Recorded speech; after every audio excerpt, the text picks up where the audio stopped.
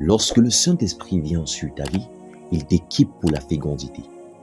Écoutez, il n'y a personne parmi nous qui devrait rester stérile dans quelque domaine que ce soit.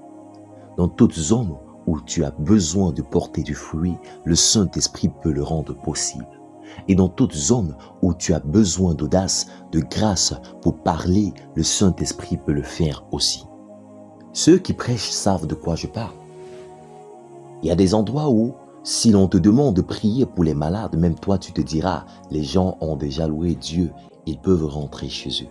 Parce que lorsque tu vois certaines conditions, tu sais qu'à moins de vouloir t'embarrasser toi-même, il vaut mieux ne rien tenter. Mais lorsque cette audace s'élève à l'intérieur de toi, tu oublies qui est aveugle, tu oublies qui est sourd, tu oublies qui a été porté sur un lit, tu oublies qui est paralysé. Tout ce que tu vois, c'est donné en ordre. Et sous tes yeux, tu commences à voir se produire des choses que tu n'as jamais imaginées. Lorsque nous prenons des témoignages et que nous crions de joie, ce n'est pas parce que nous savons toujours ce qui va arriver. Parfois, nous sommes plus surpris que ceux qui sont guéris. Mais avant que cela n'arrive, quelque chose s'est éveillé dans notre esprit et lorsque nous avons agi, la puissance du Saint-Esprit est entrée en action. Tu portes en toi des grâces que tu n'as pas encore vues, mais il le faut un certain niveau d'audace pour qu'elles se manifestent. Rien ne devrait mourir en toi, rien ne devrait être stérile en toi. Il y a en toi une opération de fécondité, mais tu n'as pas encore donné au Saint-Esprit la permission d'agir. Et ce n'est pas tout. Signes, prodiges et miracles sont le fruit surnaturel, le fruit naturel de ceux qui portent le Saint-Esprit. Le jour où le Saint-Esprit vient sur ta vie, des choses que les lois naturelles ne peuvent expliquer commencent aussi à se produire. Nous vivons dans un monde régi par des lois naturelles, mais cela ne signifie pas que notre réalité doit s'y limiter. C'est pour cela que le Saint-Esprit est venu, pour amener le surnaturel dans nos vies, pour rendre possible l'impossible. Regarde les disciples. Dès qu'ils furent remplis du Saint-Esprit, des choses étranges, inexplicables commencèrent à se produire avec eux. Il n'y avait aucun récit que Pierre ait guéri un malade auparavant. Il n'y avait aucun récit que Jean ait guéri un malade. Ce n'est pas quelque chose qu'ils avaient appris dans une école, car aucune école ne peut enseigner cela, mais ces possibilités existent uniquement dans le Saint-Esprit. Lorsque le Saint-Esprit descendit, soudainement la Bible dit dans Actes chapitre 3 qu'il montait au lieu de prière. D'ordinaire, ils y allaient, ils priaient, ils se rendaient grâce à Dieu d'avoir parlé avec eux. Et tout le monde rentrait chez soi. C'était une pratique religieuse. Chaque jour, à 3 heures, il fallait prier 2 ou 3 heures. C'était un rituel jusqu'à ce que le Saint-Esprit vienne. Alléluia! Cette fois-là, ils n'avaient même pas encore franchi la parole.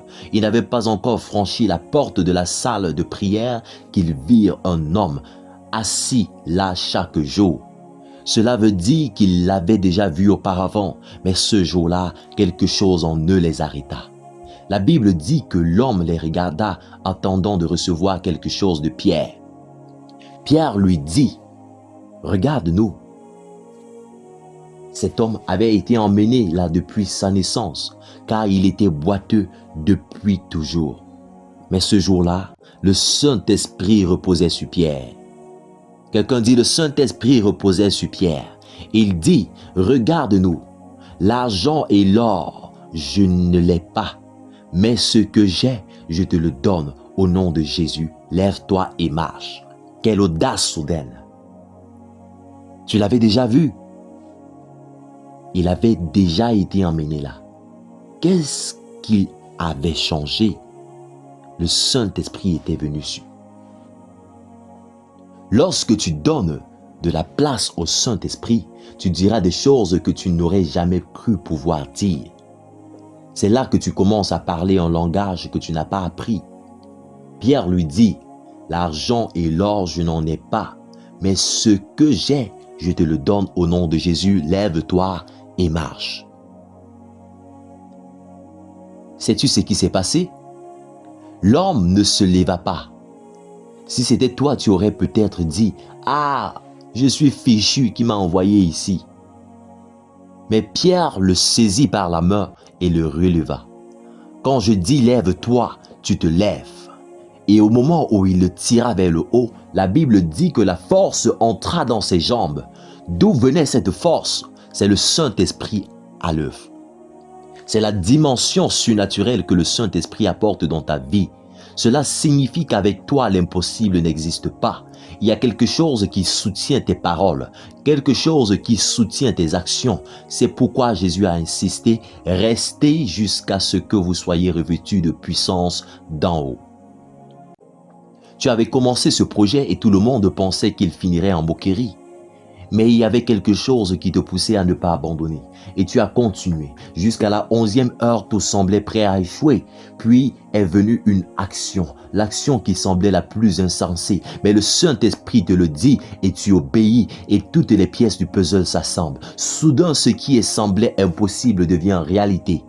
Ce n'est pas parce que tu es un génie, mais parce que tu as été rempli du Saint-Esprit. Voilà le miraculeux.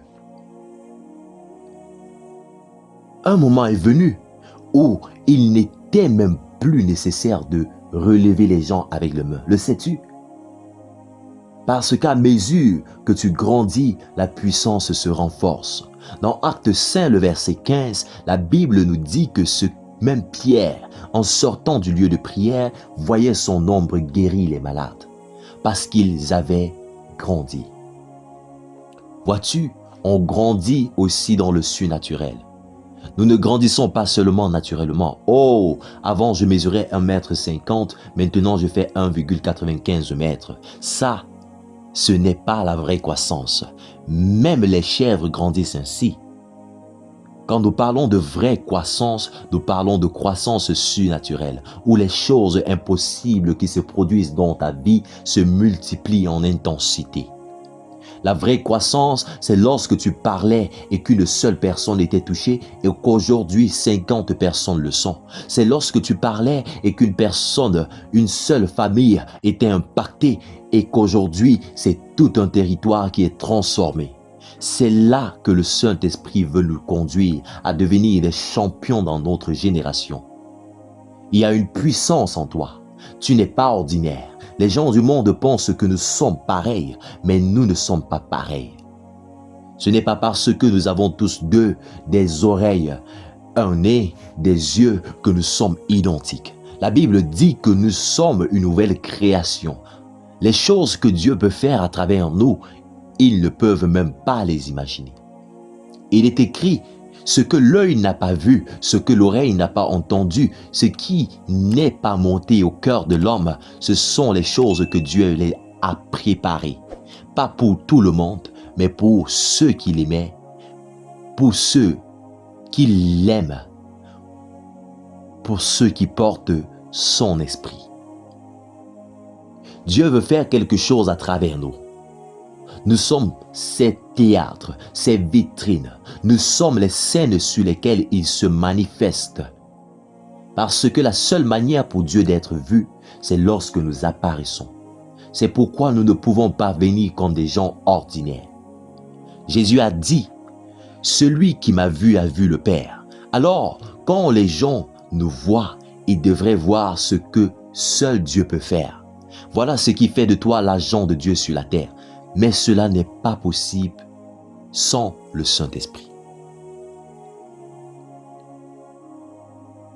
Que quelqu'un dise, j'ai le Saint-Esprit. Que quelqu'un dise, j'ai le Saint-Esprit et donc je suis équipé pour le surnaturel. Je suis équipé pour le surnaturel. De mon sein couleront des fleuves d'eau vive. Alors dis-le avec moi, de mon sein couleront des fleuves d'eau vive.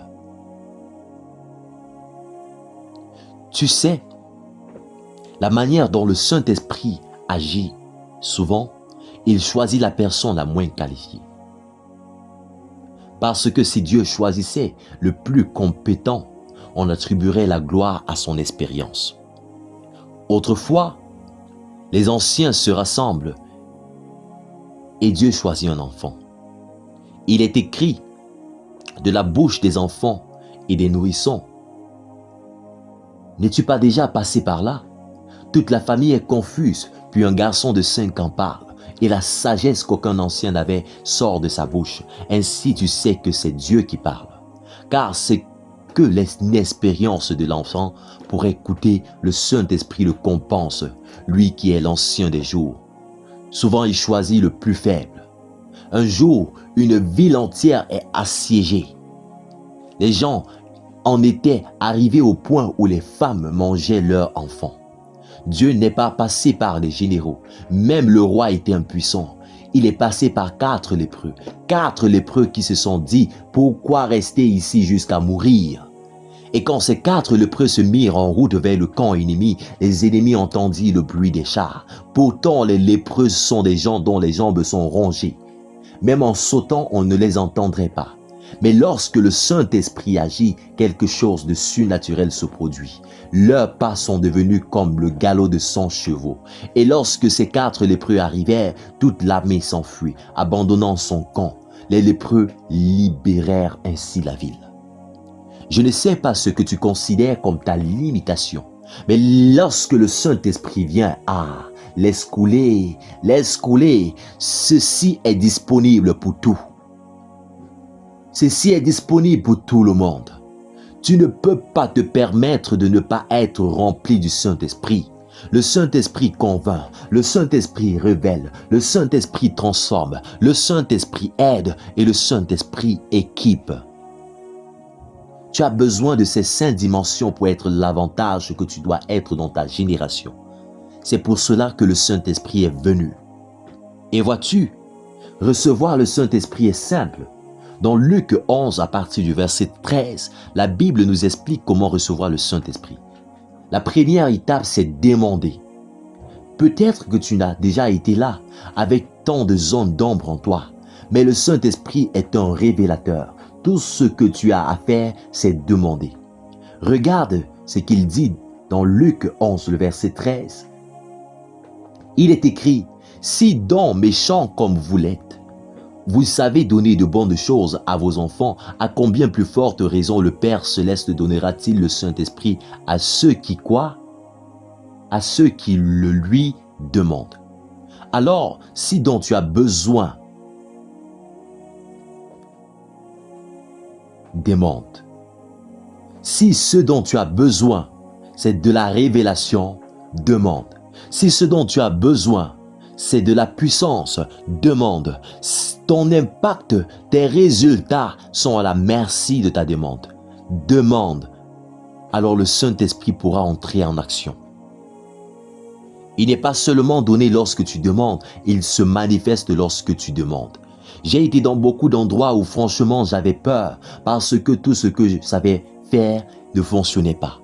Tout ce qui me restait à dire, c'était « Saint-Esprit, aide-moi, Saint-Esprit, aide-moi ». J'ai prêché dans des terres étrangères et où on m'avait annoncé comme un guérisseur. J'étais fatigué après plus de 10 heures de voyage, mais peu leur importait.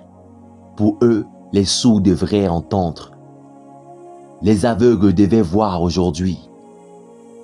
Tu dis que tu es un homme de Dieu, alors prouve-le aujourd'hui. Et pendant que je prêchais, on commençait à amener les malades devant. Ce n'était pas un cours de théologie, les malades devaient être guéris. Je me tenais là comme un homme nu, démuni, et tout ce que je pouvais dire, c'était « Saint-Esprit, aide-moi ». Et lorsque tu fais cette prière, soudain une sagesse entre dans ton esprit. Parfois, il te dira « Touche cette personne ». Parfois, chante ce chant. Parfois, fais cette déclaration. Et chaque fois, à 100% du temps, le surnaturel se manifeste. Car cela ne peut pas échouer. Alléluia! La précision que tu expérimentes avec le Saint-Esprit, les mathématiques ne peuvent pas la décrire. Mais tout cela est à la merci de ta demande. Deuxième façon de recevoir le Saint-Esprit, en recevant la parole de Dieu avec foi. Lorsque la parole de Dieu vient à toi et que tu la reçois avec la foi, le Saint-Esprit est libéré. Dans Galates 3, le verset 1 à 3, il est dit « Ô Galates dépourvus de sens, qui vous a ensorcelé, vous aux yeux de qui Jésus-Christ a été peint comme crucifié. Avez-vous reçu l'Esprit par les œuvres de la loi ou par l'écoute de la foi? Quand tu entends la parole de Dieu et que tu l'acceptes, le Saint-Esprit entre en action, car il est venu confirmer la parole. Jésus a dit, il ne parlera pas de lui-même. Il est venu rendre témoignage à la parole. C'est pourquoi lorsque Dieu parle, ouvre ton cœur. Ouvre ton cœur. Beaucoup ont critiqué pendant des années, mais ils n'ont rien à montrer. Mais si tu ouvres ton cœur, il se prouvera à toi 1000 fois plus. J'ai entendu des choses qui, humainement, semblaient impossibles. Mais lorsque tu crois, l'impossible devient possible. Ouvre ton cœur. Tu recevras le Saint-Esprit par ta foi dans la parole de Dieu. La troisième façon, en reconnaissant Jésus comme Seigneur. Dès que tu penses que quelque chose est supérieur à Jésus, le Saint-Esprit cesse d'agir. Dans Jean chapitre 7, le verset 38 à 39, il est écrit « Celui qui croit en moi, des fleuves d'eau vive couleront de son sein. » Il disait cela de l'Esprit qui n'avait pas encore été donné parce que Jésus n'avait pas encore été glorifié. Partout où tu veux voir le Saint-Esprit à l'œuvre, glorifie Jésus. Certains d'entre vous en ce moment même comparent ce que j'ai dit à la crise que vous traversez. Vous limitez le Saint-Esprit. Peut-être que vos papiers ne sont pas en règle. Peut-être qu'il vous reste 24 heures avant une échéance. Peut-être que le médecin vous a donné 2 semaines à vivre. Peut-être qu'un proche traverse une crise. Tout cela n'a pas d'importance si Jésus est votre Seigneur. Le Saint-Esprit peut tout renverser.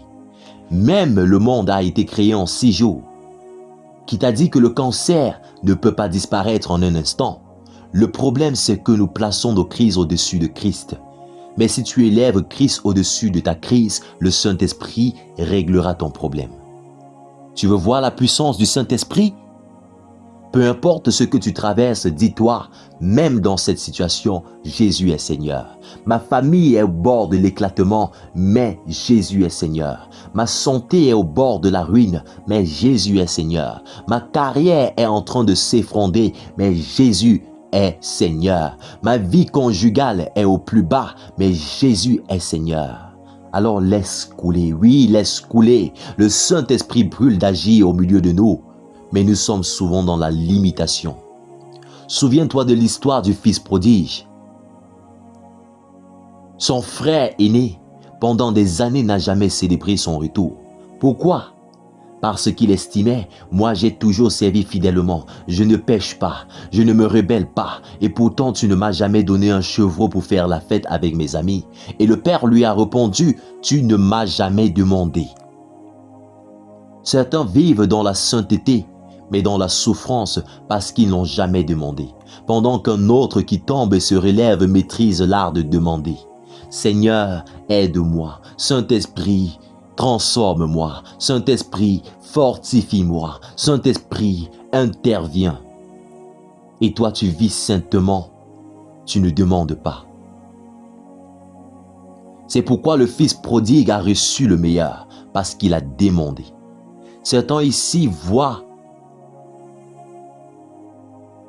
leur crise, ma douleur, ma maladie, mon mari, ma femme, mon problème, mon travail, mais ils ne voient jamais Jésus comme Seigneur. C'est pourquoi les mains du Saint-Esprit restent liées. Es-tu prêt pour le mouvement de Dieu ce soir? Prions en langue, juste 2 minutes. Quelque chose va tomber ici. Que cela jaillisse, que cela jaillisse. Merci Seigneur, merci Seigneur.